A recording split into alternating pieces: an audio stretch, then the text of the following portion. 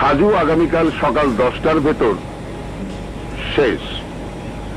তুমি এর জন্য পাচ্ছ সর্বমোট 5 লক্ষ টাকা। 2 লাখ টাকা অগ্রিম। নাও, কাজটা হবে খুব সতর্কতার সঙ্গে, কারণ সে স্বরাষ্ট্রমন্ত্রীর লোক। যে কোনো একটা নতুন ছেলে হলে ভালো হয়। লিডার, আজ তো সন্ধ্যার সময় মগবাজারটা আজ হোটেলে ভেন্সি বাবুল মার্ডার হয়েছে। যে ছেলেটা মার্ডার করছে ও খুব সাহসী বলা। ও আমার কাছে গিয়ে ধরা দিয়েছে, বাইরে দাঁড়ানো। ওরে বলান দি, ওরে খালি মাথায় দিয়ে বলিয়া দেন, তোর যা কি চলবে আমি দেখবো। ও এই লাইনে একদম নতুন, একদম কাঁচা। ডাকবো? ডাকো। বাবু, হারু, বাবু রে যায়। সালামালাইকুম বস। লিডার, এই লোমুরা বাবু।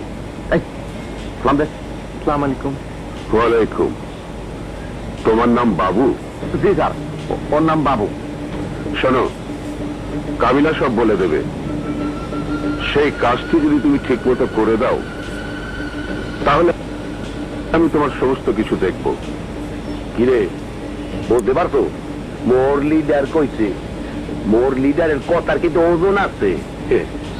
জি বস, আমি সব বুঝতে পারিছি। ও কর দেব। হয় হয়, বুঝাই দিতে। স্যার, সাজুকে যে মারার অর্ডার দিলেন, সাজু তো কাল মারা যাবে। আমি স্যার এই রাজনীতিটা ঠিক বুঝলাম না। রাজনীতিটা বুঝলে না? জি না স্যার। না বোঝার কারণ?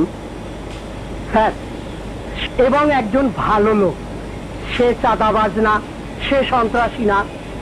আগামী নির্বাচনে সে আমাদের দল থেকে না দাঁড়িয়ে স্বতন্ত্র নির্বাচন করলেও সে পাস করবে। সাজু কি আমার লোক? জি না, সাজু আপনাকে পছন্দ করে না, কারণ আপনি সন্ত্রাসীদের লালন করেন। জি। ওটা দল চালাতে প্রয়োজন হয়। সাজুর জনপ্রিয়তা যেভাবে বাড়ছে, তাতে সে একদিন আমারও প্রতিদ্বন্দ্বী হতে পারে। সিটি কর্পোরেশনের নির্বাচনে আমার নিজস্ব 20 জন কমিশনার নির্বাচিত না হলে